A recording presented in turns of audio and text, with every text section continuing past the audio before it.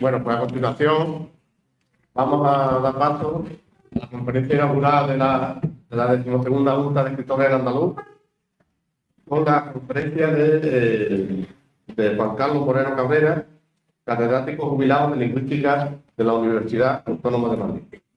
El título que va a llevar su conferencia, El andaluz como lengua histórica, y está, antes me había olvidado de comentar que tenemos el libro de actas o de preactas, en rigor, de esta junta de escritores, de esta jornada. Ya lo tenemos, lo que nos falta, lo tenemos imprimido, y después también a partir de la semana que viene lo estará en abierto en PDF a través de nuestra página web, ¿no? Y quien quiera. Entonces ahí viene publicado la conferencia de Moreno Cabrera, así como las demás comunicaciones y aportaciones que hay por escrito en esta jornada. Bien, para quien no lo conozca, voy a hablar un poco de Juan Carlos Moreno Cabrera, una pequeña presentación.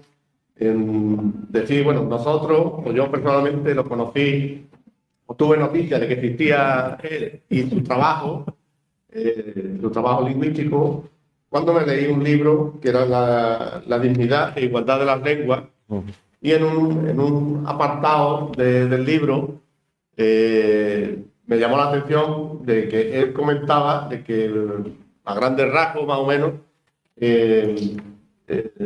ponía que no había ningún tipo de impedimento desde el punto de vista lingüístico, que si se desarrollara o si tiene la conciencia de la identidad lingüística andaluza y los propios andaloparlantes decimos que queremos desarrollarla y que tenemos esa especificidad y tal como lengua, pues no, como dialecto o lengua, bueno, es una de las cosas que en este caso podríamos decir que es sinónimo, para no meternos en más complejidades, pues que el andaluz tenía tanto derecho como los demás de considerarse, como no, lengua o tener identidad lingüística propia, más allá de lo que nos estuvieran contando en algunos espacios académicos y extraacadémicos, donde funcionan más bien o cogen más peso cuestiones ideológicas que puramente académicas o científicas.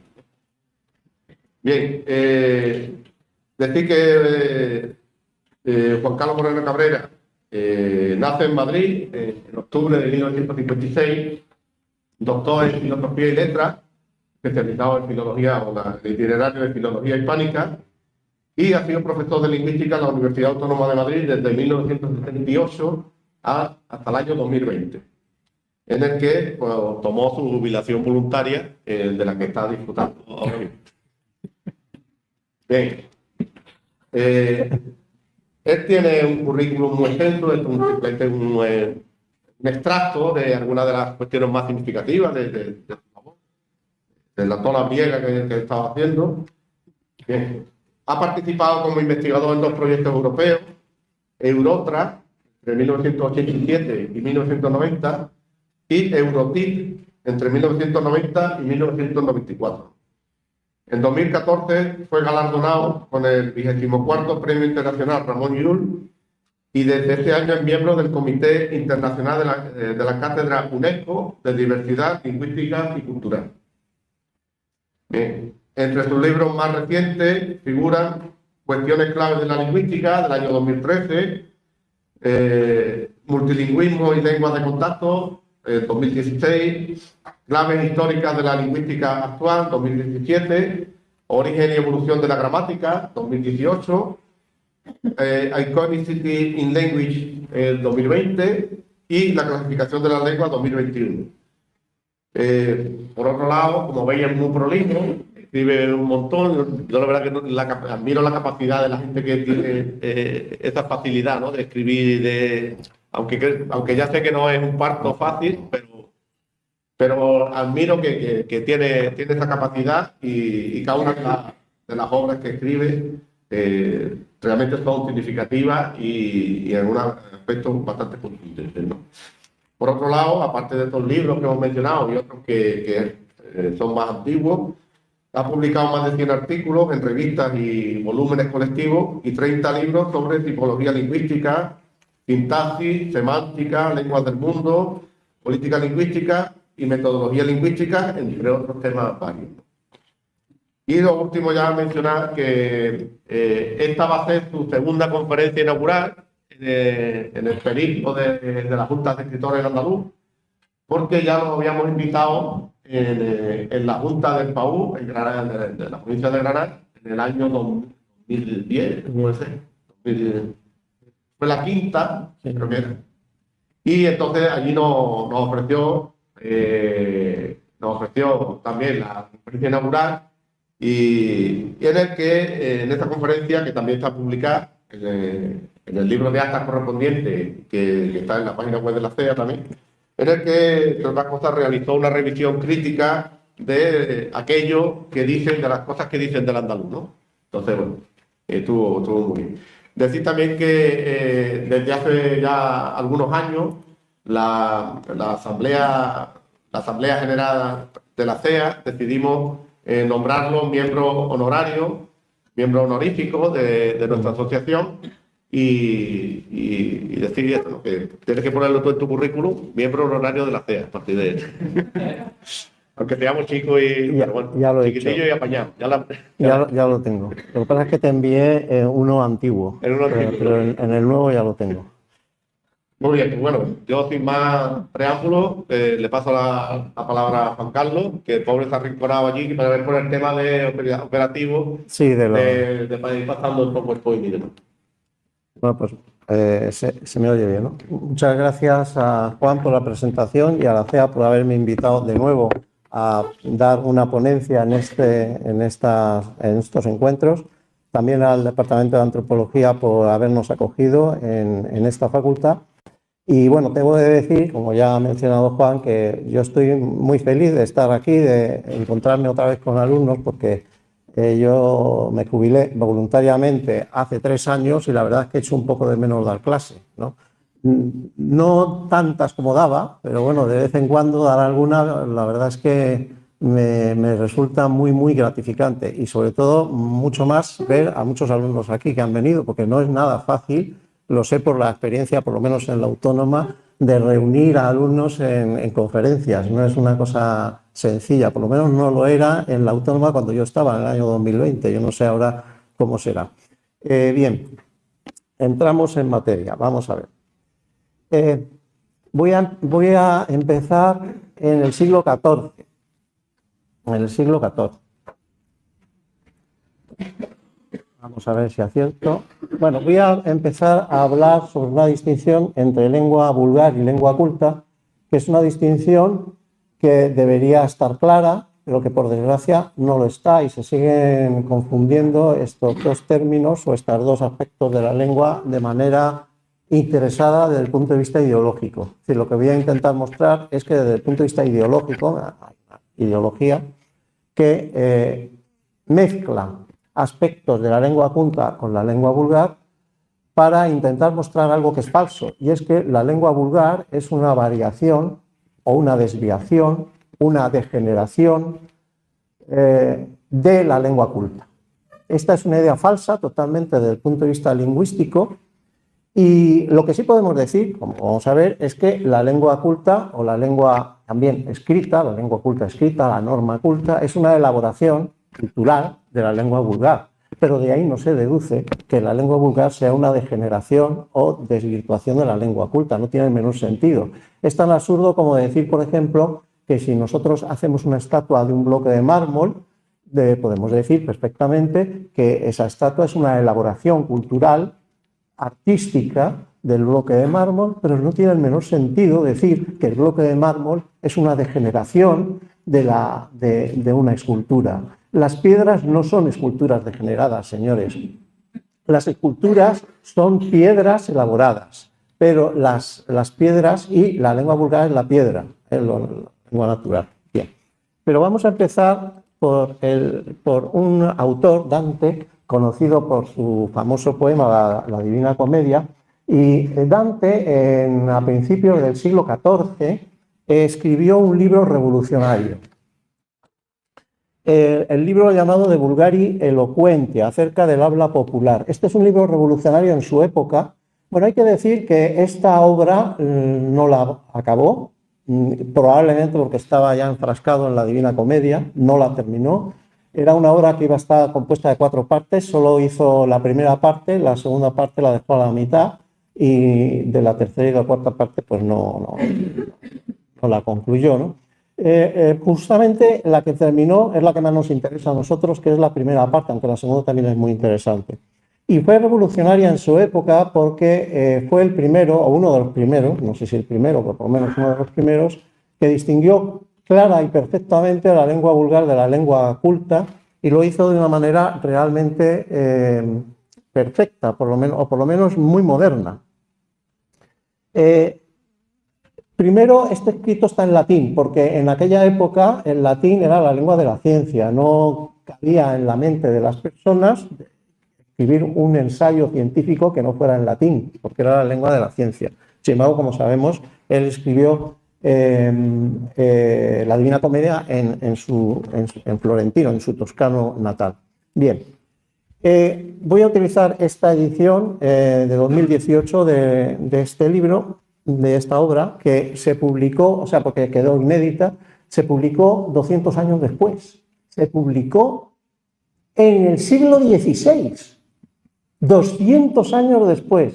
Y a partir de ahí ha tenido mucha influencia, pero por desgracia esta obra, que era revolucionaria en su época, sigue siendo revolucionaria ahora porque, por desgracia, como vamos a ver, muchos enfoques actuales sobre, por ejemplo, la dialectología y sobre el dialecto andaluz, el llamado dialecto andaluz, están situados en una ideología de la Edad Media, todavía. Esto es increíble, pero es así.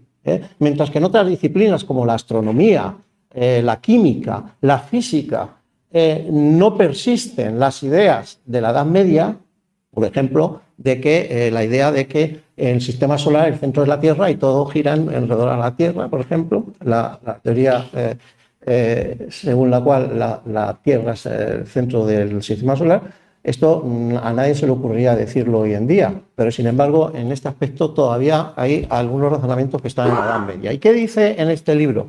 Fijémonos lo que dice aquí.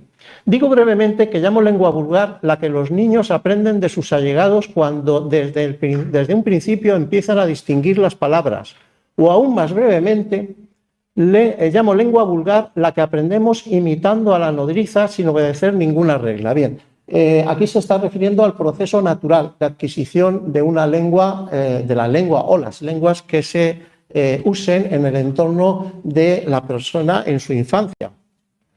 Y dice sin ninguna regla. ¿A qué se refiere aquí? Pues se refiere al hecho de que cuando en la infancia aprendemos, adquirimos una lengua, no se nos inculca ninguna regla explícita, no se nos dice, a ver, usted tiene que poner el artículo delante del nombre. No, el niño no se le puede, de hecho no serviría de nada explicar a un niño, no, hay que poner el adjetivo aquí, usted tiene que poner la subordinada, no, se adquiere la lengua natural de forma totalmente espontánea, sin regla alguna, que habla precisamente, sin regla alguna, habla Dante, ¿no?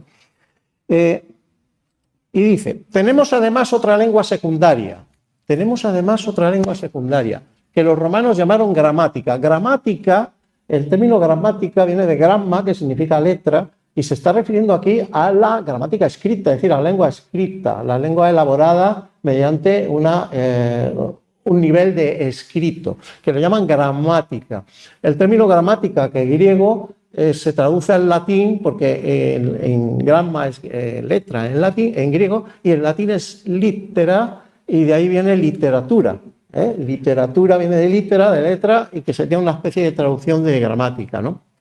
Y dice así Dante, esta lengua secundaria la poseen también los griegos. Los griegos escriben su lengua, tienen una lengua escrita. Y otros pueblos, pero no todos. No todos tienen lengua escrita. Esto ya lo reconocía Dante en el siglo XIV. En realidad, esto es crucial, pocos llegan a poseerla. puesto que conseguimos aprenderla y dominarla solo con un largo y diligente estudio. Aquí estamos hablando de otro tipo de aprendizaje que no tiene nada que ver con el aprendizaje natural o la adquisición natural de la lengua, que consiste en que de adultos, fundamentalmente, o cuando vamos al colegio, cuando se va al colegio, se aprende de modo explícito una lengua, vamos a llamarla culta, normativa, con unas reglas determinadas que hay que aprender y hay que dominar. ¿Y por qué pocos llegan a poseerlas? ¿Por qué? ¿Porque la gente es tonta? ¿Por qué dice que pocos llegan a poseerlas? ¿Por qué dice esto? Se necesita mucho estudio, pero ¿por qué? ¿Por qué? ¿Por qué? Porque la gente es tonta. Claro, la idea es que, bueno, como la gente es ignorante, es inculta, pues claro, estas lenguas normativas pues les cuesta mucho trabajo porque tienen las entendederas embotadas y entonces con la educación hay que desembotarlas. Bueno, pues todo esto es falso, como vamos a ver ahora, pero se sigue manteniendo. ¿Pero por qué? La explicación es biológica y tiene que ver, antes de seguir adelante, me estoy adelantando porque no quiero también ocupar demasiado tiempo, pero bueno, de estas dos lenguas, esto es crucial también, dice, la más noble es la vulgar. La más noble es la vulgar. Ya sea, y aquí las razones que da son totalmente actuales, o sea, totalmente científicas. Ya sea porque fue la primera que el género humano utilizó, ya sea porque todo el mundo la usa, la otra la usan algunos, que bueno, que con mucho esfuerzo y tal, y nunca bien, nunca del todo bien, la razón la veremos después, aunque esté diversificada en multitud de pronunciaciones y vocablos. Y finalmente porque es natural en nosotros, mientras que la otra es más bien artificial. Lengua vulgar natural, lengua culta normativa artificial. Esto ya lo dijo, esto es revolucionario en su época, porque se consideraba todo lo contrario, que la lengua de verdad era el latín, la lengua escrita era la lengua, o el griego, que eran lenguas escritas, esa era la lengua auténtica, y lo que hablaba la gente era una especie de batiburrillo, unas hablas absolutamente diversificadas y no homogéneas, inestructuradas. Esas hablas no tenían estructuración alguna, no tenían gramática, son hablas inestructuradas. Bueno, pues esta idea que es falsa, que es absolutamente falsa desde el punto de vista lingüístico, existe hoy en día, y lo voy a mostrar, existe hoy en día, es una idea medieval, existe hoy en día, esto es terrible, que exista. Bueno, o quizás no, para que la conciencia se nos... Bien, y ahora voy a hacer un experimento, voy a trasladar este texto de Dante al andaluz. Y sin modificar gran cosa, he elegido el andaluz granaíno como homenaje a mi madre, que era natural de un pueblo de Granada. Y dice así, eso es una paráfrasis de lo anterior. De estas dos lenguas, el español estándar culto y el andaluz granaíno, la más noble es esta, es decir, el andaluz granaíno, ya sea porque es la primera que adquieren las personas granaínas en su infancia, ya sea porque todo el mundo en Granada la usa, aunque esté diversificada en diversas pronunciaciones y vocablos. Y finalmente, porque es natural entre nosotros, mientras que la otra es más bien artificial. Es decir, he trasplantado una cosa que se decía en el siglo XIV, la trasplanto al siglo XX, y que esto sea revolucionario, o sea, que esto sea extraño decirlo, que sea, no sé si revolucionario, o que llame la atención, quiere decir que estamos situados en la ideología dominante en la Edad Media todavía.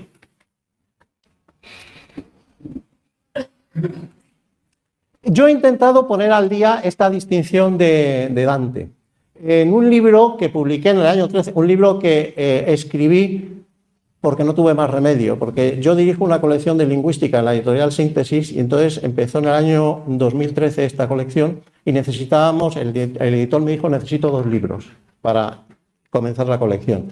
Uno de ellos estaba y el otro se lo encargué a un afamado lingüista, ya desgraciadamente fallecido, catalán, se lo encargué y me dijo que no quería hacerlo porque bueno, tenía otras cosas y tal. Y entonces no tuve más remedio que hacerlo yo, porque claro, tenían que salir 2 libros, no valía con que saliese uno. Entonces este lo escribí de carambola. se llama Cuestiones clave de la lingüística. Y entonces, en él intento actualizar o plantear en términos modernos esta dicotomía de Dante. Y entonces, en el capítulo 2, dice, ¿qué relación hay entre lenguaje, biología y cultura? Y entonces hablo del lenguaje como fenómeno biológico y como fenómeno cultural. Y cómo existe existe una idea que es falsa, que es predominante, según la cual, no sé si predominante, pero la dicen muchos lingüistas, según la cual la lengua es todo cultura, no hay nada biológico, es todo, fundamentalmente es el 90% cultura.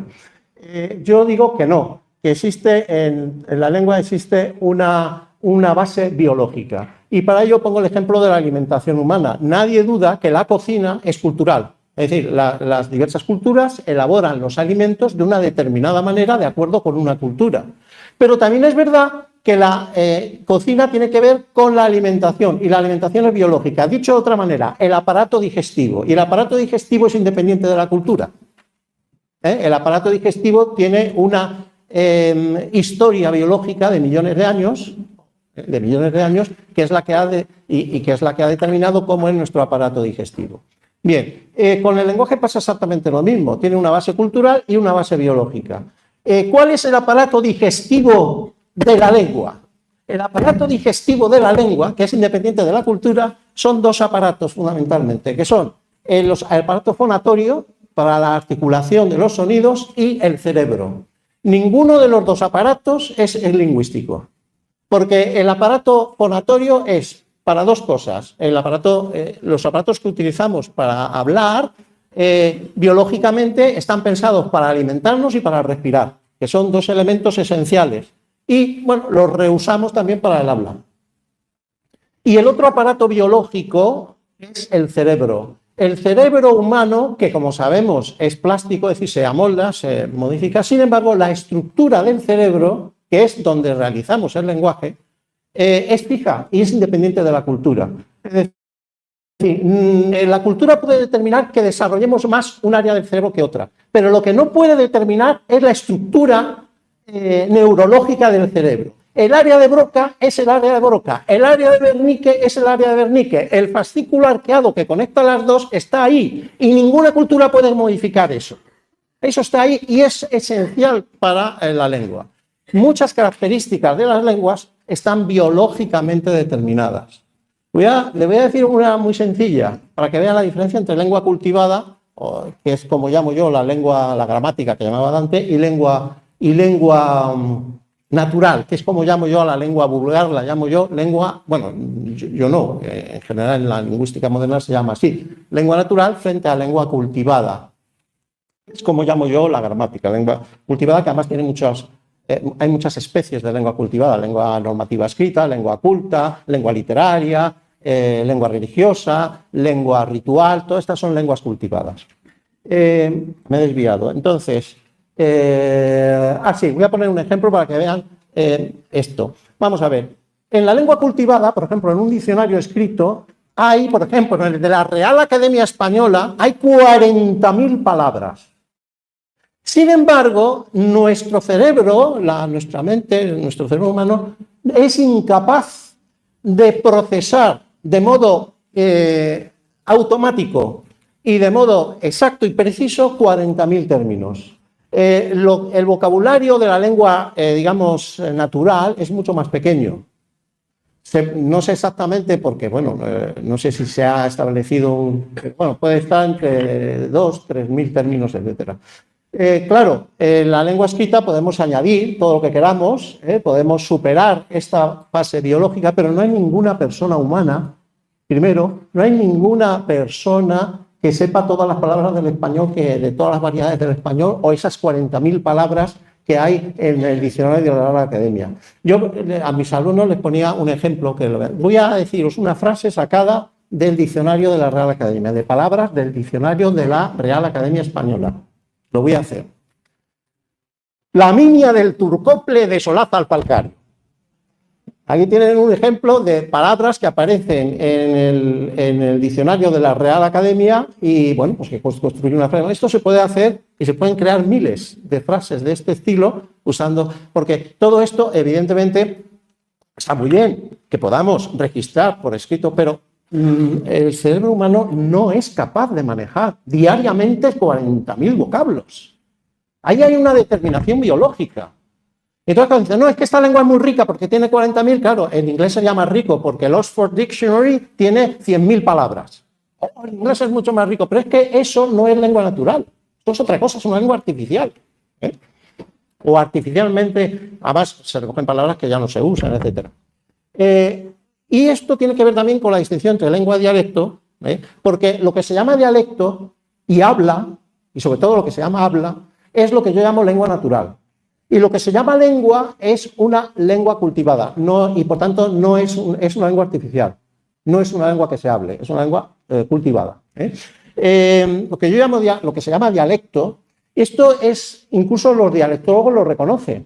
Pero claro, si usted reconoce que el dialecto es una lengua natural, estoy hablando de lengua natural, no de lengua cultivada, que es otra cuestión. Además, la lengua natural cultivada se deriva de la natural, pero la natural no se deriva de la cultivada. Y por tanto no tiene sentido decir que la lengua natural o vulgar es una degeneración, una desviación, un empobrecimiento por relajación, porque la gente al hablar se relaja, entonces ya no se come las vocales, todo esto es un disparate. Es un disparate. Entre otras razones, porque antes de aprender a escribir, nosotros hemos automatizado una serie de procesos que son automáticos y que están inscritos en nuestra mente, que son los procesos lingüísticos de los que no somos conscientes. Por ejemplo, para hablar a la velocidad que yo estoy hablando, tengo que mover la lengua a unas posiciones y tomar decisiones en milisegundos para abrir y cerrar las cuerdas vocales, en milisegundos, de las cuales no soy consciente. Igual que yo hago la digestión sin conocer los procesos bioquímicos de la digestión, sin tener la menor idea de cuáles son, bueno, excepto si eres estudiante de medicina o biólogo, entonces sí sabe cuáles son los procesos, pero la gente normal no conoce las reacciones químicas que se dan para digerir los alimentos y, por tanto, poder sobrevivir. Pues con la lengua pasa lo mismo. Cuando yo hablo, cuanto más deprisa hablo, más predominan esos procesos automáticos que son exactos y precisos. Y si no lo hago así, no se me va a entender.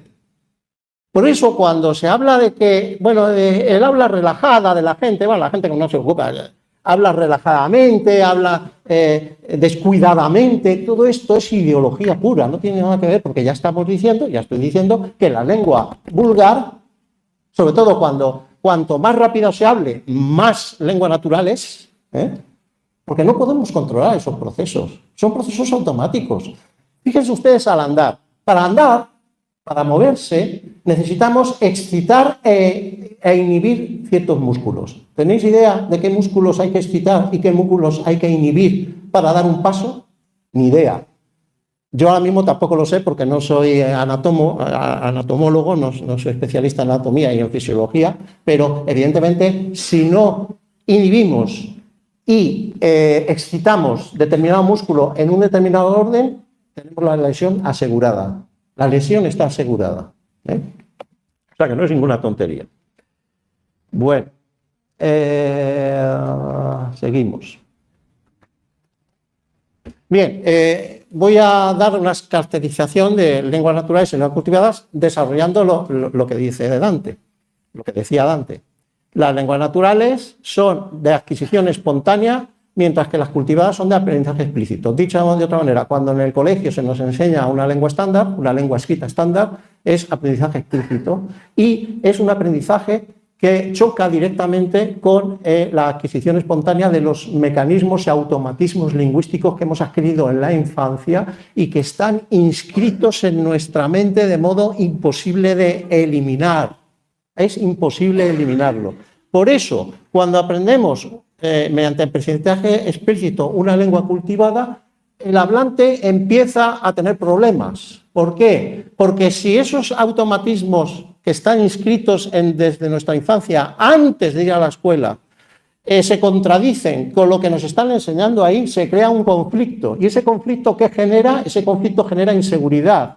Ese conflicto genera que nuestra capacidad de hablar se va deteriorando, ya vamos dudando. Es decir, yo no digo que no se, vamos a ver si se me explico bien, no digo que no se enseñe una lengua estándar escrita en el colegio. Yo digo que esto tiene consecuencias negativas. Y claro, normalmente se presenta como diciendo, ustedes hablan mal y ahora van a hablar bien. Y esto es una cosa ideológica que es totalmente falsa, porque es imposible hablar bien con una lengua, intentando seguir las normas de una lengua natural, de una lengua artificial, de una norma escrita, es imposible hablar bien. Ya sé que es todo lo contrario de lo que se dice, que para hablar bien hay que seguir las normas explícitas, y yo digo lo contrario. Prueba, a las pruebas me remito. La Real Academia Española en su página web recibe miles de dudas diarias. Miles de dudas diarias. Uso espontáneo, uso controlado. Determinación fisiológica, determinación cultural. De esto ya he hablado. Determinación cultural. Evolución darwinista, evolución lamarckista. Evolución darwinista significa, ¿cómo se crean las lenguas? Las lenguas, ya sé que esto puede parecer bastante populista, pero no lo es. Créanme que no lo es. A pesar de que yo tenga una ideología marxista, esto no me viene por la ideología marxista, sino que me viene por el conocimiento de las lenguas. Las lenguas las hace el pueblo. Las lenguas las hacen los pueblos. ¿Cómo ha surgido el ruso? ¿Cómo ha surgido el serbio? ¿Cómo ha surgido el polaco? Estas son lenguas que no son nada fáciles de aprender. Tienen casos, tienen un sistema verbal muy complejo. ¿Quién ha creado esto? El pueblo ignorante, el pueblo inculto, el pueblo que no sabía escribir, porque las lenguas eslavas tardaron mucho en escribirse. El ruso no se empezó a escribir, y que no era realmente ruso, sino eslavo eclesiástico, hasta el siglo X. ¿Quién ha inventado estas lenguas? ¿Quién ha inventado las lenguas romances? ¿Quién ha inventado las lenguas germánicas? ¿Quién ha inventado el inglés? El pueblo, la gente inculta. Ese pueblo que ha inventado esas lenguas no sabía leer ni escribir, ni falta que le hacía. Tenía una sabiduría, que es la sabiduría lingüística, que es la que nos intentan cercenar, por desgracia, al aprender una lengua culta, y decimos, no, es que esa lengua culta es la lengua de verdad, y el otro no llega a ser lengua, cuando es lo contrario, es al revés. Es al revés. Bien. Bueno, la idea que viene aquí es la que ya he dicho, en la lingüística científica contemporánea, no la lingüística de la Edad Media, no existía la lingüística, pero existía la gramática y existían estas cosas, es que las lenguas naturales no son una desviación, degeneración o realización imperfecta o decadente, o como la quieran llamar, de las lenguas escritas o cultivadas. Esto no es así. Esto es literalmente falso, según la lingüística científica. Por supuesto, la idea de que las lenguas romances sean una corrupción del latín es un absurdo. Las lenguas romances no vienen del latín clásico, porque el latín clásico no se ha hablado nunca, es el latín escrito, el latín de los literatos latinos, ¿no? No se ha hablado nunca. Las lenguas romances vienen del latín vulgar, y el latín vulgar existía antes que el latín clásico, durante el latín clásico y después del latín clásico. A mí me metieron la idea, yo no sé, inducida, de que el latín vulgar era el latín medieval. El latín, no, el latín vulgar existía y era variable, había mucha variación y era, muy distinto al latín clásico. Por tanto, claro, si yo comparo el latín clásico escrito con las lenguas romances, digo, el latín clásico escrito está fijado, tiene unas reglas, unas normas específicas fijadas, perfectas, y sin embargo el latín vulgar y los romances es un batiburrillo ahí de cosas mezcladas y tal, no sé qué. Todo esto es una tontería, porque ya he dicho, es falso. Las lenguas romances no vienen del latín clásico, vienen del latín vulgar, que ha existido antes que el latín clásico, durante el latín clásico y después del latín clásico. No tiene ningún sentido afirmar que esta es una degeneración. Bueno, pues esto es lo que acabo de decir, pero escrito ahí en la pantalla. Quizá vaya un poco deprisa, pero es que no quiero demorarme demasiado.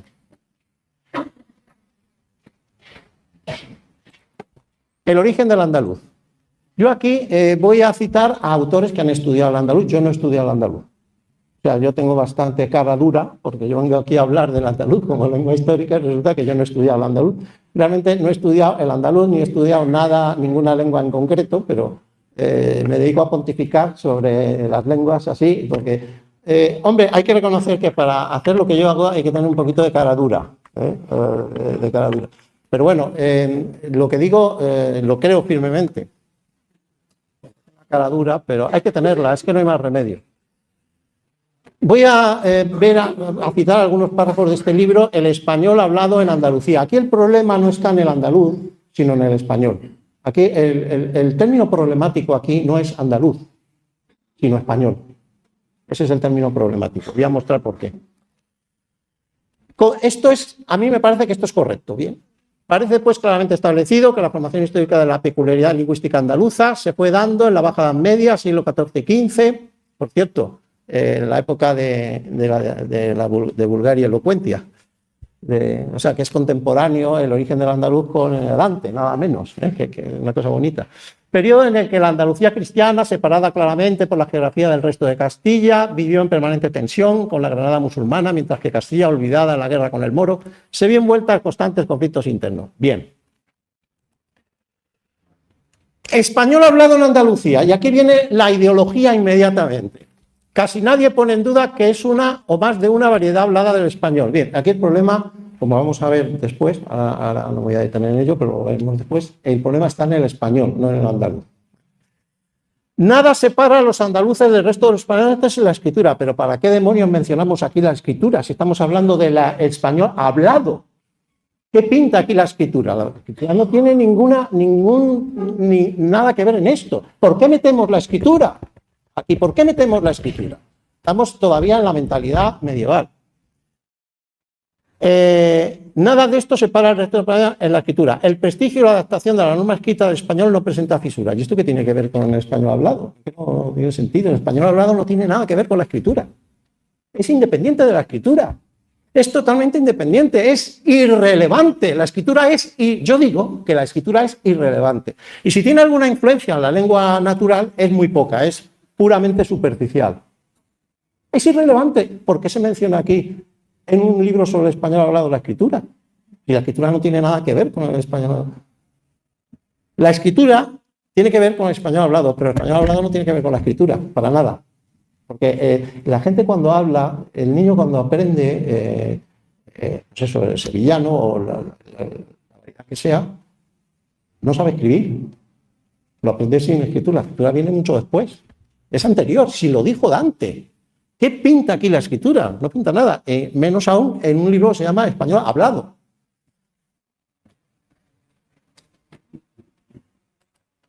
A ver qué nos dice más, porque es interesante.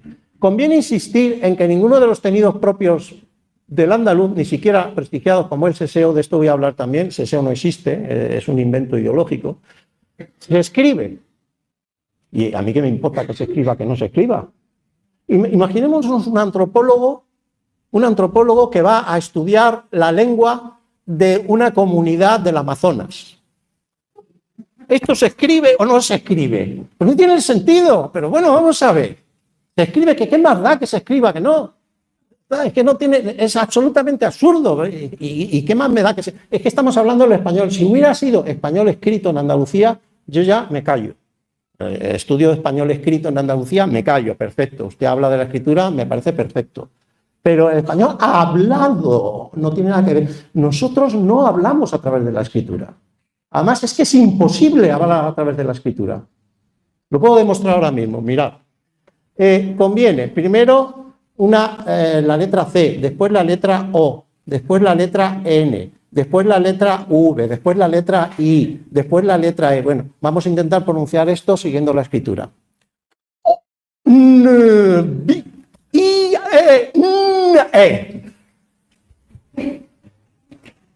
Esto es, desde el punto de vista de la lengua natural, esto es un disparate. La escritura es un disparate. Es absurda totalmente. Porque nosotros decimos conviene. Conviene son 3 sílabas, porque la unidad en la lengua hablada es la sílaba, no el fonema. Nosotros no hablamos con fonema, no es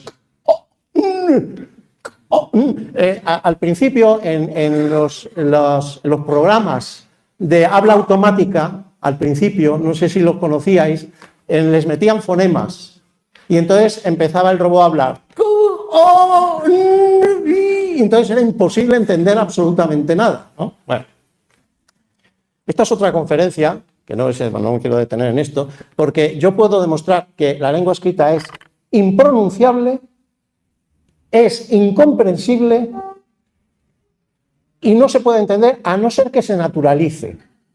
Entonces, yo tengo que decir con, no puedo decir o. Tengo que decir con, porque lo que dice la escritura es que primero hay que pronunciar la C, después la O y después la M. Eso es lo que dice la escritura, pero es que es falso. Hay separación, fijaos que hay un espacio en blanco. Si yo respeto ese espacio blanco con silencio, tampoco se entiende nada.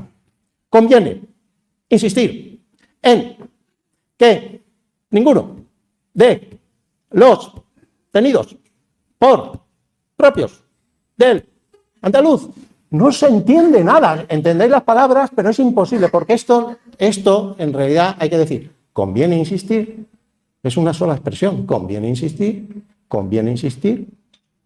es conviene insistir, no, conviene insistir, se pierde la entonación, se pierde todo, te destroza la lengua natural. La lengua escrita, que ya digo que es muy útil, si yo no digo que no sea muy útil, que haya que enseñarla, la lengua escrita está muy bien, pero destruye la lengua natural, la destroza. Señores, la destroza. Por tanto, referirse a la lengua hablada y en la dictología referirse a modelos hablados escritos normativos es un disparate monumental. Un disparate monumental. Fuera la escritura. Fuera la escritura. Acabemos con la escritura. En el buen sentido de la palabra. En el buen sentido de la palabra. El seseo. ¿El seseo cómo se define? Pues se define con la escritura. Diccionario Parezcana, seseo consiste en pronunciar las letras C. Es que las letras no se pueden pronunciar. ¿Cómo voy a pronunciar una letra? Una letra no se pronuncia. Es imposible pronunciar una letra. ¿Cómo? O sea, una cosa que es como un redondel, como un semicírculo, ¿cómo pronunciamos eso? Las letras no se pronuncian. En pronunciar las letras C ante I y con la articulación correspondiente a la letra S. O sea, nos estamos refiriendo a seseo, que es un fenómeno del habla, creo yo, a lo mejor estoy equivocado, es un fenómeno de la lengua escrita, es un fenómeno del habla, se define con la escritura. ¿Pero qué disparate es este? ¿Cómo puede ser? Pero fijémonos, alguien que dice que sesea. ¿Cómo lo leería esto? Veréis que no tiene el menor sentido. Consiste en pronunciar las letras C ante E, I y Z con la articulación que corresponde a la letra S. Así un hablante seseante articulará seresa como seresa, cierto como cierto, o zapato como zapato. No tiene el menor sentido. La única forma de dar sentido es que te obliguen a utilizar un sistema fonológico con interdental fricativa sorda, para que tenga sentido. Es decir, el hablante llamado seseante tiene que leer... un hablante seseante articulará pereza. Te están obligando a cambiar de sistema fonológico, porque al meter la interdental fricativa sorda, ha cambiado el sistema.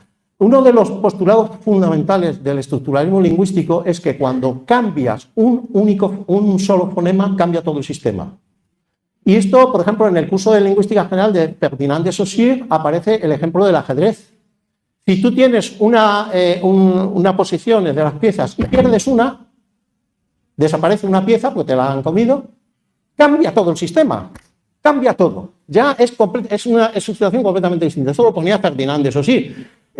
Bueno, no hemos aprendido nada. No existe el seseo. Bueno, vamos a ver.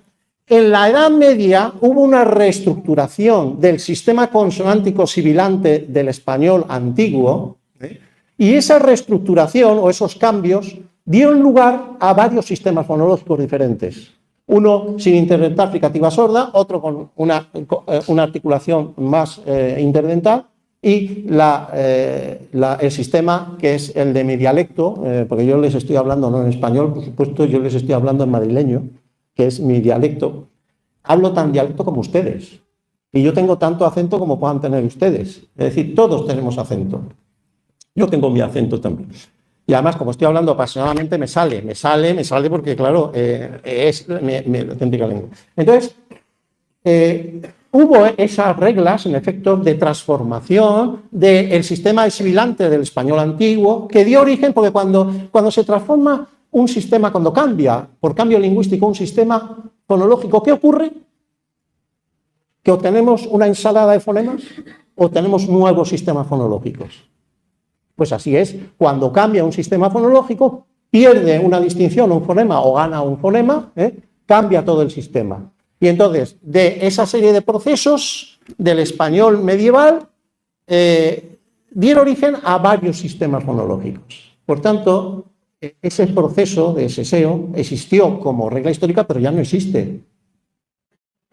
Decir que alguien sesea es tan absurdo como decir que yo dictongueo, porque en vez de decir bono, digo bueno. Los catalanes dicen buen día, y yo digo buen día. Entonces yo estoy dictongando y yo no dictongo. Yo he aprendido buen día desde que soy pequeño y tengo esa automatización absolutamente metida en mi cabeza y entonces yo digo buen día, buenos días, no digo buenos días, digo buenos días. Dictongo yo, el hablante seseante sesea, no señor, es que tiene un sistema fonológico diferente. Por tanto, hay hablantes que tienen, vamos a llamarlo sistema S, sistema Z, y yo tengo un sistema SZ. Son tres sistemas fonológicos diferentes. Yo ceceo, otros sesean y otros cecean, y yo ceceo.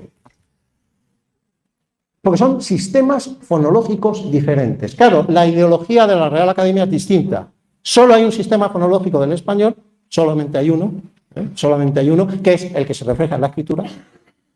Y como en la escritura se distingue Z de S, el que se le ocurra, ya lo dice el diccionario, decir zapato en vez de decir zapato, está seseando. Eso quiere decir que el 90% de los hispanohablantes sesean. No, señor. El 90% de los hispanohablantes disponen de un sistema fonológico que lo vamos a llamar SS, sistema S. Luego están los ceceantes, que serían sistema Z. Y luego está yo, que soy una minoría dentro de los hablantes del llamado español, que se ceceo. O sea, tengo S y Z. Luego también el concepto de distinguidor, no distinguidor. ¿Pero qué me está diciendo usted de distinguidor, no distinguidor? No, señor. Son sistemas fonológicos diferentes. Es muy duro de pelar para el españolismo lingüístico decir que los andaluces tienen un sistema fonológico o varios diferentes del castellano. Es muy duro de pelar. Porque, claro, una de las bases de esta ideología es que el español es unitario. Solo existe un sistema fonológico del español y todo lo demás son variantes que se deriven a la relajación, que la gente se relaja, bueno, no distingue, la incultura, la falta de preparación. Todo esto es pura basura ideológica, Y lo digo aquí tranquilamente. Aparte, como estoy jubilado, me da igual.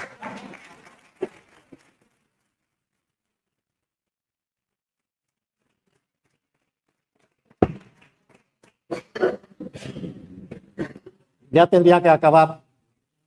Voy a citar aquí a Igor en este libro reciente. Bueno, esto nos están intentando sacar de la Edad Media. Aquí tenemos un autor que nos intenta sacar de la Edad Media, que en la lógica de la inferiorización de las variedades lingüísticas dominantes de Iglesias, se ve bien cómo el filólogo tiene en mente un ideal que corresponde con la escritura y por consiguiente con la lengua castilla, sin haber problematizado sobre un hecho que hoy es claro. No hay más lengua que la oral, pues la escrita no puede tenerse como lengua en sí, ya que es solo una manifestación imperfecta de aquella, una representación muy incompleta.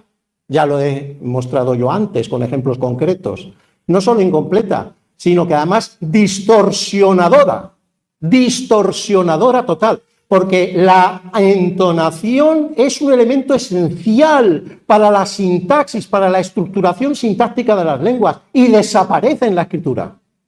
Y es esencial. La entonación es esencial.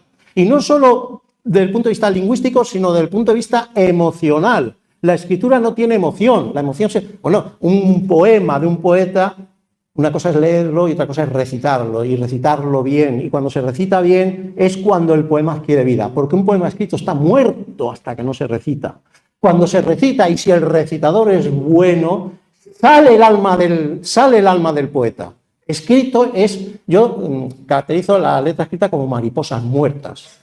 Son bonitas, pero están muertas. Las palabras escritas son palabras muertas. Hay que revivirlas, ya sea en la mente cuando lo lees en silencio, ya sea mediante la pronunciación cuando lo recitas. ¿Es el andaluz un dialecto del español? Bueno, yo puedo acabar aquí. Si queréis puedo seguir, porque yo tengo cuerda para el rato. Lo que queráis, lo que queráis. No os quiero cansar. No os quiero cansar. No agotar. ¿Es el andaluz un dialecto del español? Aquí el problema es el concepto de español.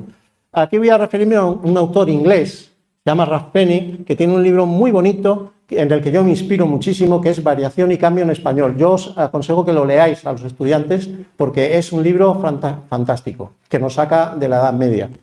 Dice, si observamos las lenguas estándar, todas tienen su origen en una variedad social regional que se ha seleccionado, debido a razones extralingüísticas, de entre una multitud de otras variedades sin competencia. Así puede decirse que cada lengua procede de un dialecto, más que al contrario. No tiene sentido decir que las variedades orales empleadas en, pongamos por caso, Soria o La Mansa, o la de Madrid, que es la mía, son dialectos del español, ya que esto implica una falsa relación histórica entre cada una de estas variedades y el español. Esto es, la lengua estándar que tuvo su origen en el dialecto de Burgos, transferido más tarde con modificaciones a Toledo durante la Reconquista y finalmente codificado después como la lengua de Castilla y posteriormente del Estado español. El término español es un término problemático, no andaluz. Andaluz puede ser problemático, pero mucho menos que español. Aquí el problema está en español, no en el andaluz. El problema gordo. Y para mostrarlo vamos a ver un manual, es un manual muy conocido, muy utilizado en los ámbitos universitarios, es un manual muy bueno, Fundamentos de Sintaxis Formal. Y fijémonos lo que dice. Parece entenderse que exactamente cuando decimos que el andaluz es un dialecto del español, ¿qué entendemos por español? ¿Qué entendemos por español? Dice, parece entenderse por español el español estándar actual. Pero también podría ser el conjunto de todas las variedades que esta lengua permite y ha permitido a lo largo de su historia y a lo ancho de su extensión geográfica. Este último es un concepto difícil de interpretar, más aún de evaluar en la investigación gramatical, y no solo por el hecho evidente de que esa información no está disponible para nadie, es más importante resaltar que tal suma de sus sistemas contiene pautas sintácticas mutuamente excluyentes. El ejemplo que os he puesto del seseo es eso, es decir, existe un sistema fonológico en el que no hay interdental fricativa sorda, Z, que no existe la Z, que por cierto puede distinguir significados, ahí no distingue palabras porque no existe, eso es, y un sistema que es el mío en donde existe la Z. Son sistemas incompatibles, son diferentes, totalmente incompatibles, no, o uno o el otro.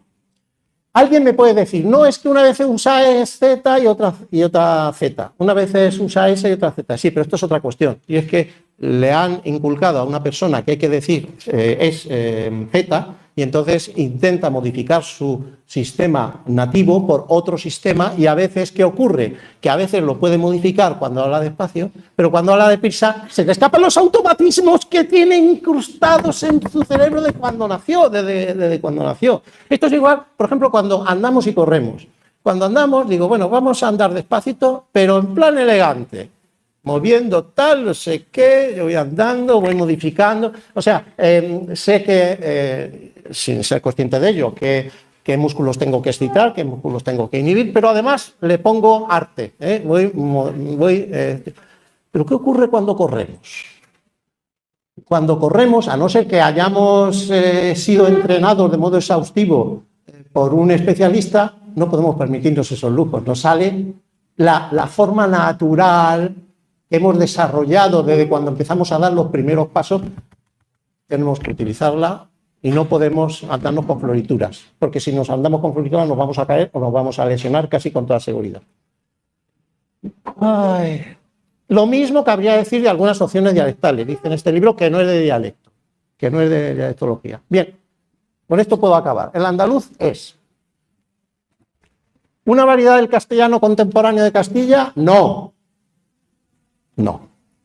Es decir, el andaluz no es una variedad de lo que yo hablo, porque lo que yo hablo viene históricamente del dialecto de castellano central y lo que habla el andaluz viene históricamente de otra variedad del castellano tardomedieval y renacentista, pero que ya no existe ese castellano. O sea, el andaluz procede del castellano, pero el castellano del que procede ya no existe.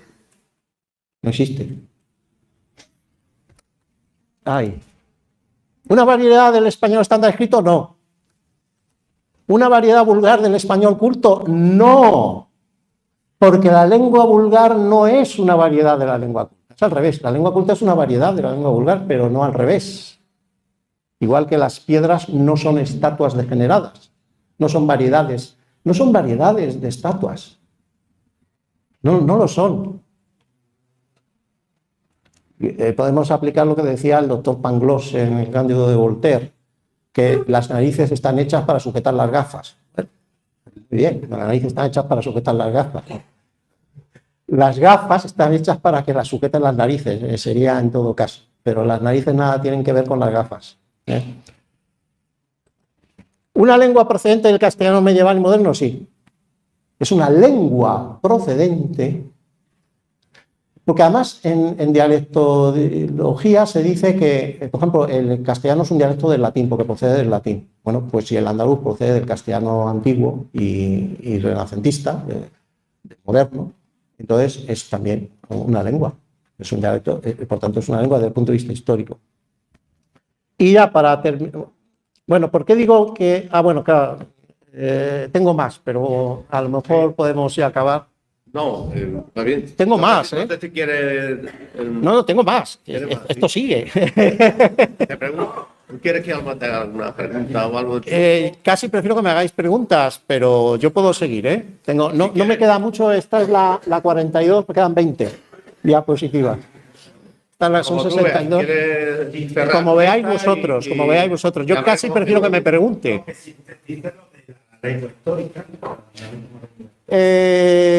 Bien, lo puedo hacer, está un poco más adelante. Bueno, la devaluación de la lengua andaluza. Bueno, esto es interesante. Aquí dicen Narbona y otros autores en este Español hablando de Andalucía que dice la subestimación y rechazo de algunos rasgos no es consecuencia del apartamiento de la pronunciación castellana, sino que deriva de una serie. Eso está bien, es correcto, es correcto. Este razonamiento es correcto. Luego dice, fenómenos tan yo como el ceceo, excesiva relajación y fonofagia. Señores, no hay excesiva relajación. Cuanto más rápido hablamos, más utilizamos automatismos precisísimos. Muy precisos, no preciosísimos, sino precisísimos. Me lo acabo de inventar. Muy extraordinariamente, pero no existe la relajación. La fonofagia es un absurdo, no existe la fonofagia. Si ustedes consultan un manual de fonología moderno, verán que no existe este concepto de fonofagia. ¿Qué es esto de fonofagia? Que se comen los sonidos, nadie se come nada. No comemos sonidos. El aparato de alimentación lo utilizamos para emitir sonidos, no para introducir sonidos. Introducimos comida, introducimos bebida. Pero sonidos no. Los sonidos no se introducen por la boca, van por la nariz. Digo, por los oídos. Los sonidos. ¿Cómo que fonofagia? ¿Qué es eso de fonofagia? Claro, dice, no, es que, ¿qué te han dado? Que yo también lo digo, pero en mi dialecto. ¿Qué te han dado? Claro, es que se ha comido la D de dado. No, señor, no se ha comido nada. Es que dao es un alomorfo de dado. Es un alomorfo. Eso se llama en lingüística moderna, se llama alomorfo. Eso es una cosa muy normal. La alomorfía, que además está determinada por cuestiones de fonética, de morfofonología, es una cosa lo más normal del mundo. Aquí nadie se come nada. ¿Cómo que qué te han dado? ¿Qué te han dado? ¿Te has comido algo? No, es que tan, es una forma verbal. Sí, señor. Es una forma verbal. Lo que pasa es que no es conveniente cuando se aprende español a los extranjeros decirle que tan es una forma verbal, porque entonces se pueden liar demasiado. San, tan, no san, esas son formas verbales. Que se escriba separado me da igual. Que se escriba separado me da igual. Yo iba a decir una expresión vulgar, fea, pero me da igual. Que se escriba separado, que se escriba junto, es irrelevante. Es irrelevante. La lengua escrita es irrelevante. Bien, dice excesiva fonofagia y quería señalar lo siguiente, ya para acabar. Claro, lo de la lengua histórica no ha llegado todavía. Bueno, aquí la definición de ceceo, que por supuesto es igual que la de seseo, se refiere a la escritura, lo cual es un absurdo porque el llamado ceceo es una cuestión de habla y no de lengua escrita. Dice, el complejo de inferioridad andaluz, el mal llamado complejo de inferioridad sobre el que habrá que volver, dice, no es originaria ni principalmente lingüístico. Sí, señor, en efecto, muy bien. Perfecto, yo estoy de acuerdo completamente, pero luego dice, los hablantes, a medida que van alcanzando una mejor competencia comunicativa, es decir, que el hablar de ceceo indica una competencia comunicativa defectuosa. Hay que mejorarla. Hay que mejorarla.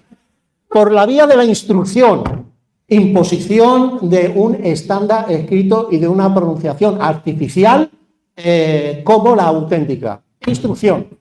Cuando la instrucción debería servir para otra cosa. Debería servir para hacer mentes críticas y decir, les voy a enseñar una forma que es la estándar, pero que es una desviación de la nuestra. Eso habría que decir, es una desviación, pero la tienen que aprender. Igual que a veces tenemos que ir vestido de chaqué, aunque a mí me gusta ir vestido de chaqué, pues hay que ir vestido de chaqué. Bueno, a veces hay que usar esta forma monstruosilla, esta forma derivada, esta forma degenerada, hay que usarla. No decir, no, lo que usted habla es degenerado, está mal, está fatal, no, hay que decir esto que es lo correcto, ¿no? Esa instrucción se están refiriendo, a esta que estoy diciendo yo ahora, no a la auténtica, que decir, esto es una forma desviada, degenerada, culturalmente bonita, que le gusta a la gente, que da prestigio y tal, pero es una forma desviada y degenerada. Esto es lo que habría que decir. ¿Que hay que usarla? Bueno, pues sí, igual que hay que ir vestido de chaqueo, hay que ir vestido. Dice, van despojándose sin trauma alguno de los rasgos de escasa aceptación y a liberarse sin imposición de las realizaciones más marcadas y extremas. Claro, aquí tenemos la imposición. ¿Cómo que sin imposición? No, con imposición. Es decir, aquí tenemos el imperialismo lingüístico castellanocéntrico. Aquí lo tenemos, expresado de una manera muy cruda. Esto es contrario a lo que acaba de decir antes. Totalmente contrario. Pero bueno. Aquí se ve la ideología. Bueno, yo puedo lo de la lengua histórica me viene de Coserio. Bueno, yo todo esto para acabar, la lengua histórica, debo decir que he escrito un libro de lo que yo llamo dialectoideología española, donde se habla de los dialectos y de la lengua española y sus dialectos. Y bueno, lo digo aquí en público por si alguien me escucha, a ver si a alguien le interesa publicarme el libro. Es un libro de unas 200 páginas. Tengo aquí el índice para que vean cómo es. Aquí menciono, esto me lo tengo que saltar porque no tengo tiempo. Aquí menciono de este libro, por lo mal que habláis, menciono una especie de resumen muy bueno, que me parece muy bueno para mi conferencia. A lo largo de esta página hemos constatado cómo a través de los medios de comunicación se propaga, entre otras, la idea de que el andaluz es la forma oral más adecuada para los chistes, contenidos frívolos, gramaticalmente, etc. Ya lo sé. No, pero estaba preparado, es decir, esto no depende del autor. Que las personas andaluzas nos comemos las letras, la fonofagia del castellano correcto, que quienes se ocupan de diseñar o ejercer un sistema de escritura para el andaluz se caracteriza por la ineptitud, falta de poca competencia comunicativa, ineptitud, trastornos mentales y o falta de preparación intelectual, hay que enseñarles en la escuela a hablar bien, independientemente de su nivel de estudios, obra científica y méritos académicos. Que el andaluz es una deformación del castellano, que en Andalucía no habla andaluz porque el andaluz no existe, que el andaluz no pasa de conjunto caótico absolutamente abigarrado de hablas, a diferencia del castellano. Estas consideraciones son enunciadas tanto por periodistas como por docentes de la universidad y miembros de la academia. Y aquí está mi libro, Lengua, Dialectos, Hablas, crítica de la es una palabra que me he inventado pero que me parece perfecta, dialectoideología española. Entonces lo que analizo son varios manuales de dialectología que se usan en las universidades, porque este libro está dirigido a los alumnos fundamentalmente, porque las personas así de mi edad, y no las voy a convencer, evidentemente, necesito mentes abiertas, y estas mentes abiertas son las de las personas que están empezando a estudiar, ya sean alumnos, ya sean mayores, porque hay gente también mayor que estudia, ¿no? Y que empieza a estudiar. Y entonces, aquí hablo un poco sobre qué es la dialectología. Si se dice que no hay distinción entre lengua y dialecto, entonces no existe la dialectología, solo existe la lingüística, porque es que en algunos manuales se dice que no hay distinción entre lengua y dialecto. Entonces, ¿qué está usted haciendo un manual de dialectología? Será un manual de lingüística, ¿no? ¿No? De dialectología, ¿no? Que si no existe la diferencia, ¿no? Eso ni se lo plantean siquiera. Siguen hablando de dialectología. Dialectología española, estos son los manuales que analizo, la de Zamora Vicente, que es la que yo estudié en la universidad, y ya yo me la creí entera, los aspectos ideológicos de ese libro yo me los creí entero, pero luego existen otros más recientes, el manual de Alvar y la lengua española en su geografía de Francisco Moreno Fernández, que son manuales más recientes, y lo que quiero evitar es que los alumnos se traguen toda la ideología que hay aquí. Y entonces, para evitarlo, he escrito el libro de dialectoideología española. Y ahora mismo estoy buscando alguien que me lo quiera publicar. Estos otros capítulos, tengo un capítulo dedicado al andaluz, otro al canario, otro al murciano y al extremeño, y otro al español de América frente al español de España. De modo que si alguien me oye y le apetece publicar el libro, pues aquí estoy para ello. Muchas gracias a todos por vuestra atención. Si tenéis preguntas...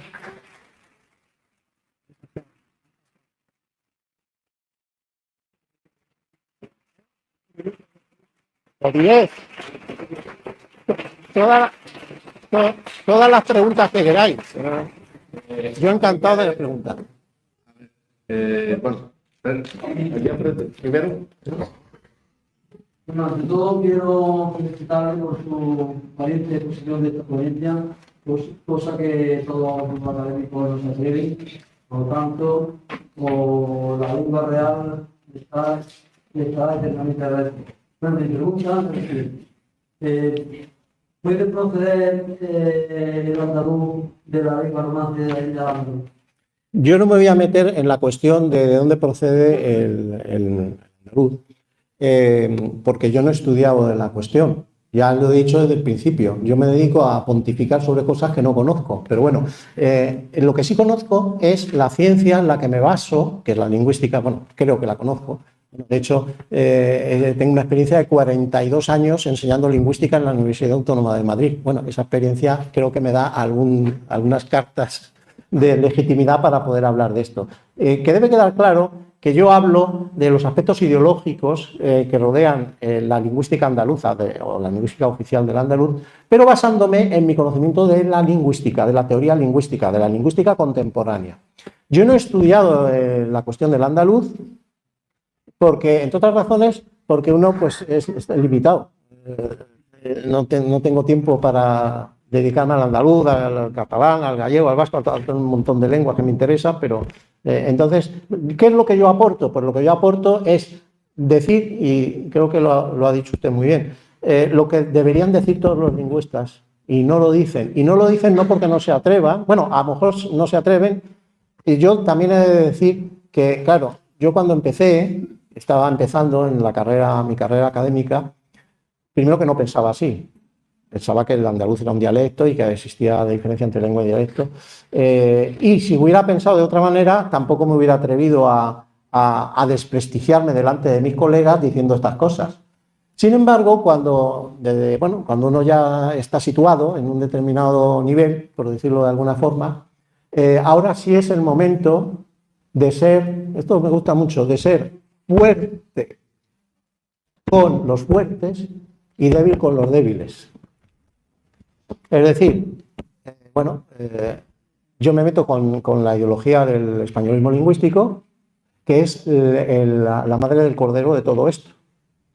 Esa ideología es una ideología etnocida, es decir, que lo que pretende es eliminar las características de una nación, lingüísticas, culturales de una nación, o de algo que ellos, las personas que pertenecen allá, se consideran como tal. Es claramente etnocida. Y lo que no se puede hacer, y es lo que yo denuncio, es utilizar términos lingüísticos aparentemente científicos para apuntalar y para justificar esa ideología. Eso es lo que yo aporto. Había pedido una palabra por allí y... Sí. Me gustaría preguntar porque has firmado, no sé si hasta no yo decía firmado, pero te ha hablado de la posibilidad del castellano más antiguo como una forma de la origen de nuestro. Y yo creo que el andaluz, que no sé qué opina o la facilidad de estas teorías o que proponen una direccionalidad mucho más directa del latín en ningún momento del castellano o de supervivencia por el latín hablado en la camina o en la época islámica, que de alguna manera ha pervivido y ha evolucionado hasta el andaluz.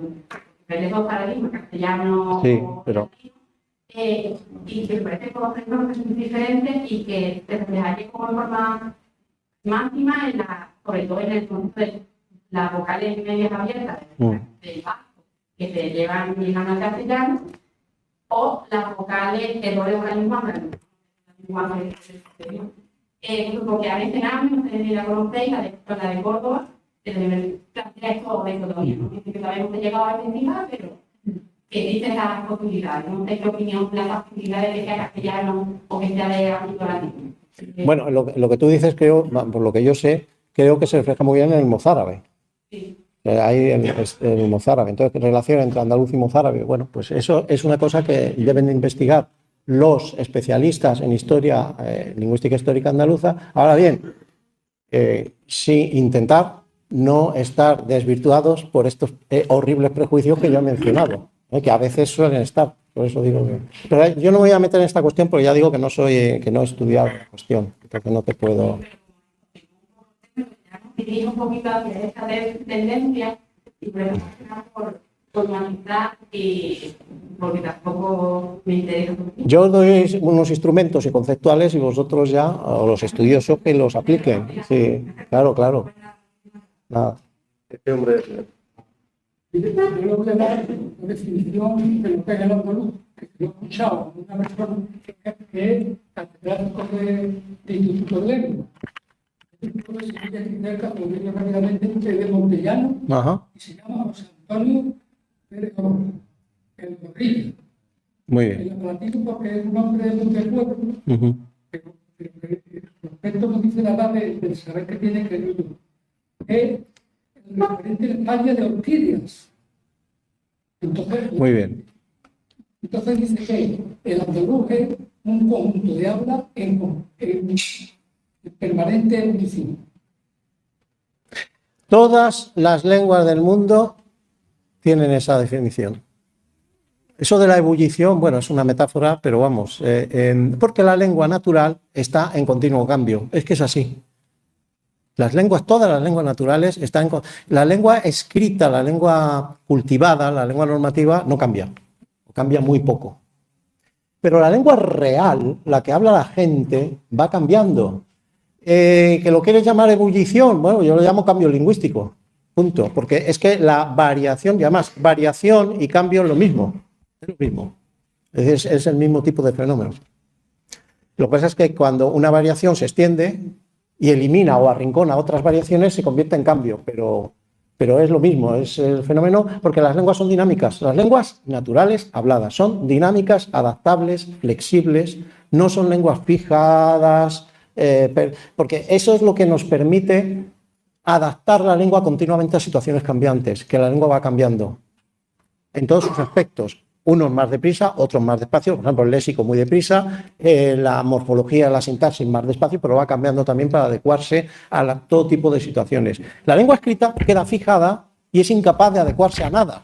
Tenemos nosotros que adecuarnos a ella, porque es una lengua desnaturalizada, es una lengua desvirtuada, la lengua fija es una lengua que no es una lengua natural, es una especie de monstruo que tenemos ahí, que es útil, no digo que no sea útil, es decir, podemos leer a Aristóteles gracias a la escritura, Aristóteles no podemos hablar con él, pero sí podemos leerlo.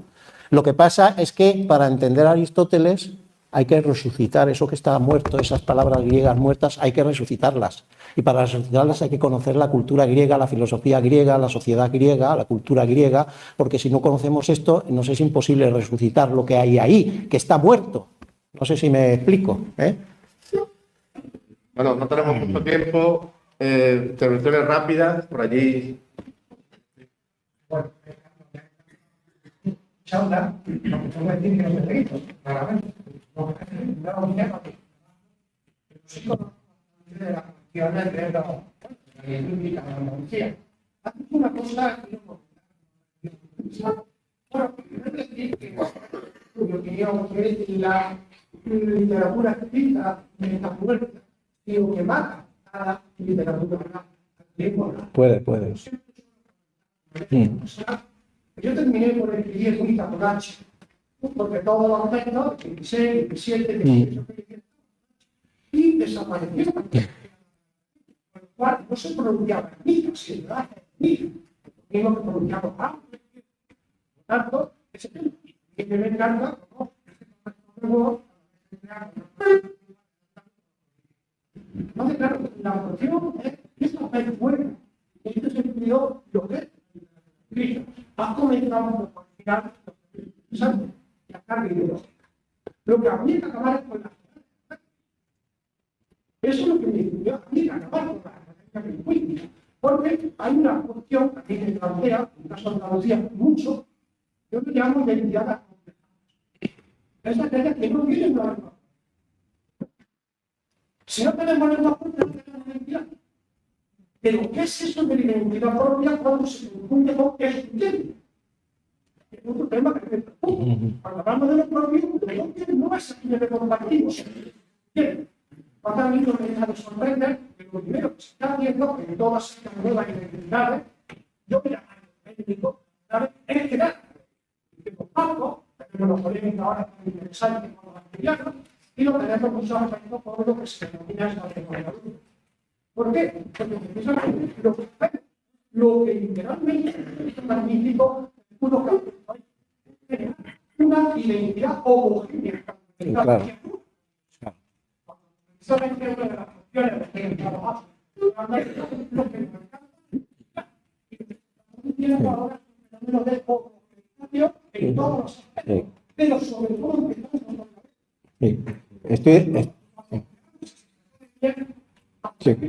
no estamos precisamente reconociendo aquello que tanto atacamos y porque vienen de la academia en la estandarización. La final lingüística va a homogeneizar. Porque si no hay una homogenización, pero ¿por qué seguimos reconociendo eso? Bueno, vamos a ver. Es muy interesante lo que dices, pero hay que tener en cuenta una cosa. Primero, la homogenización no homogeniza nada, es decir, el castellano tiene su escritura homogénea y tiene su norma escrita homogénea, pero el español no es homogéneo. El español real, el que se habla, de ninguna manera es homogéneo. Por tanto, ni las academias homogeneizan nada, ni impiden, lo que es más importante, el cambio lingüístico, que siga evolucionando. Eso no es así. Pero, ¿por qué se puede justificar la existencia o la creación de una lengua andaluza estandarizada? Bien, una lengua estandarizada es como una vestimenta, que es algo superficial, totalmente superficial, pero que en determinados momentos hay que vestirse de una determinada manera. ¿Vamos a dejar a las aulas andaluzas en pelota? Frente a todos que están perfectamente uniformados, están perfectamente con sus uniformes y con sus tal, y nosotros en pelota. No. Pero siempre teniendo en cuenta, primero, que ni las academias homogenizan nada. El hecho de que exista una única escritura, unas normas ortográficas para todo el ámbito hispánico no homogeniza. Es decir, en el ámbito hispánico existen muchísimos sistemas fonológicos diferentes, diga lo que diga la academia. La academia dice que no, que existe solo un sistema fonológico para todas las variedades del español, lo cual es falso, claramente se puede demostrar falso. Por tanto, las academias no homogenizan nada, pero nosotros tenemos que enfrentarnos a un nacionalismo español homogéneo que va vestido con unas ropas elegantísimas y nosotros vamos a ir en pelota a decir que tal, me van a decir, estos son unos salvajes, estos son unos que no han accedido todavía a la modernidad. Pero ya digo, que ninguna academia homogeneiza nada. Nos han metido la idea de que se homogeniza. No se homogeniza nada. Sí se homogeniza cuando, por ejemplo, si se hace un estándar andaluz, se dice, esta es la forma correcta de hablar andaluz y el sevillano que usted habla, el granadino que usted habla es incorrecto. Eso sí, eso es lo que hay que evitar. Y es difícil evitarlo porque es lo que se está haciendo en Andalucía desde tiempo inmemorial. Se está haciendo eso. Entonces, no hay que... por eso digo que cuando se instruye a la gente hay que decirle lo que le vamos a enseñar es un andaluz desviado, es un andaluz degenerado. El andaluz real es el que habla usted. Pero es necesario vestirse así para presentar al andaluz frente al castellano. Si no, seguiremos invadidos por el castellano, porque es el único que tiene lengua homogénea, es el único que tiene... seguiremos así. Si no, nos vestimos de una determinada manera, pero ya digo que las academias no homogenizan nada, Ya quisieran, no homogenizan absolutamente nada. Bueno, vamos a regular de tiempo, si os parece, creo que hay 3 palabras pedidas, hacer una intervención breve y después cierras como una especie de respuesta a los 3. Vale. Creo que Paco, ¿no? ¿Tú no habías pedido? Sí, después... No, yo, incidiendo en el tema de la identificación de la lengua, has hablado siempre de español, casi siempre. Y precisamente para mí hay un concepto ideológico que utilizar el español para la lengua que se habla, para que sea basado siempre en el castellano. De hecho, la academia cuando se fundó no era la Real Academia de la Lengua Española, sino la Real Academia de la Lengua Castellana. Entonces, hablar de español ¿viste? La lengua estándar basada en el castellano creo que es parte de la ideologización. Y luego habla de la evolución de las lenguas naturales. Hay una evolución natural. En el caso del andaluz, yo creo que la evolución es más bien artificial. O sea, se ha obligado desde los medios de comunicación, desde la escuela, a cambiar el habla andaluza. Se está quedando lo que dicen ahora en un acento.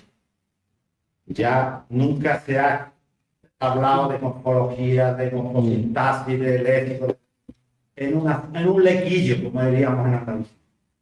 Entonces, aquí había un instrumento muy poderoso que ha hecho cambiar el andaluz, y hoy los antropólogos andaluces se dedican a constatar el cambio que se ha producido. Se ha producido forzado. Manolo, ¿tú no habías pedido la palabra? ¿No? Bueno, él después. Sí, para eso. Bueno, pues yo quería preguntarle que usted ha hablado sobre que los padres enseñan primero la lengua hablada a los hijos, ¿no? Y luego van a la escuela. Y una vez en la escuela le enseñan la lengua escrita. Y que puede haber un choque ahí en los niños. Eso puede llevar a que haya un choque, ¿cómo se lo diría? Un choque cerebral y que le pueda afectar al niño en su, por ejemplo, con la dislexia o algo así. Bueno, yo te quería preguntar algo que de cierto modo ya se ha asomado, que es sobre, bueno, primero agradecerte tu conferencia, es muy interesante, creo que tiene mucho interés para nosotros lo que dices. Y cada vez más somos conscientes de que el problema no son las particularidades, sino el problema del intento. El problema es siempre los opresores, el sistema de eliminación, no el feminismo, sino el patriarcado, no la actitud. En este sentido, te agradezco que nos ponga ese foco de que tú eres español.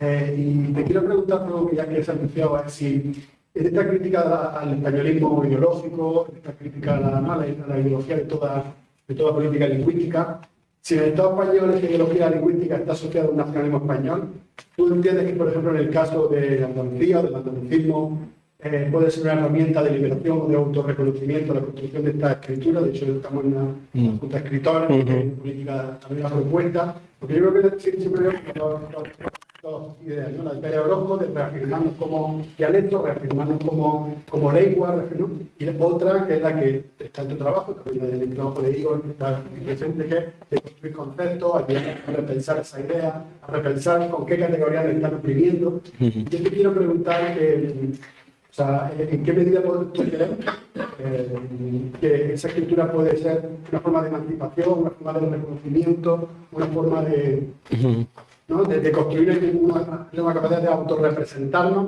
Porque una cosa que ha dicho Francisco Fuerte, que es verdad, empezamos por variedad dialectal, pues algo de habla andaluz, y acabamos por acento. Estamos regulando nuestro espacio de autorrepresentación. ¿Ya? Entonces hay un rearme, ¿no? Tiene que haber un rearme ideológico y teórico. Así que preguntar por la... A ver, brevemente, respecto a la primera pregunta, lo que he dicho yo aquí es que el problema está en el concepto de español, no en el concepto de andaluz. Yo creo que lo he dicho con claridad. Luego, que el cambio en el andaluz está siendo inducido por la lengua estándar, no. ¿Ha dejado de sesear la gente en Andalucía? ¿Ha dejado de sesear? Por mucha Z que pongamos y que la estamos viendo todos los días, la Z. ¿Ha dejado de sesear? No. Otra cosa es que la gente al hablar de modo no espontáneo, sino de modo controlado, intente corregir y entonces se produce una cosa horrible, y es que la habilidad natural que tenemos todos, la locuacidad natural, se ve deteriorada por esa imposición. Y esto un poco también respecto de los niños. Cuando el problema a los niños, enseñen lo que le enseñes, ellos no les afecta. Es decir, le digan lo que le digan, lo que sí les afecta es si les dice, tú niño hablas mal, ya piensa a hablar bien. Si tú a un niño le dices, tienes que aprender esto, el niño aprende, no tiene ningún problema, ni se crea ningún problema. Al niño le da igual lo que le enseñan en el colegio, no tienen perjuicios en ese aspecto, le da igual que le enseñen inglés, que le enseñen alemán, que le enseñen estándar. Lo que sí hace mucho, y eso lo entienden los niños, es que, niño, estás hablando mal. Ahora te voy a enseñar a hablar bien. Eso sí que afecta a los niños. Y luego lo que me has dicho tú es una contestación que creo que es bastante buena, lo que me ha preguntado otra persona que ha intervenido anteriormente. Creo que la has contestado tú mucho mejor que yo.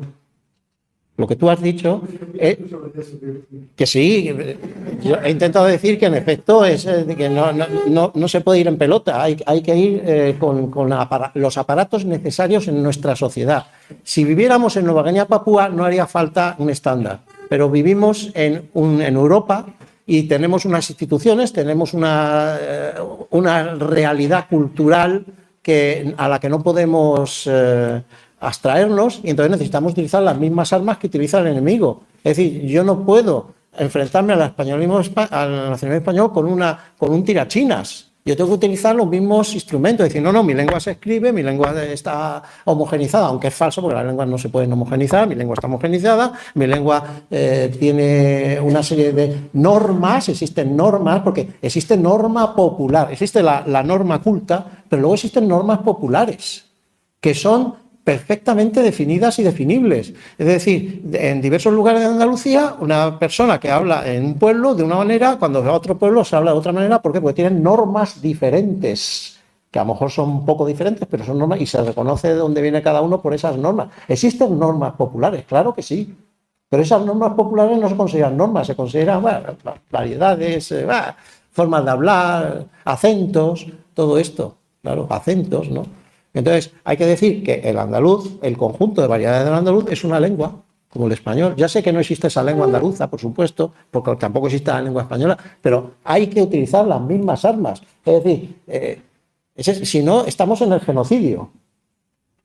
Aquí tenemos el caso, pues se está ocurriendo Israel contra los palestinos. Los palestinos no están utilizando las mismas armas que Israel, porque no tienen, nadie les da armas, ni armas, ni comida, ni nada. Entonces los están machacando. Pues necesitamos las mismas armas para poder decir, aquí estamos nosotros con nuestra identidad, con nuestras propiedades y con nuestra dignidad de lengua. Porque yo escribí el libro la dignidad de la igualdad de las lenguas. Todas las formas de hablar de la gente son tan dignas como cualquier otra. Muy bien, por mi parte, agradecer la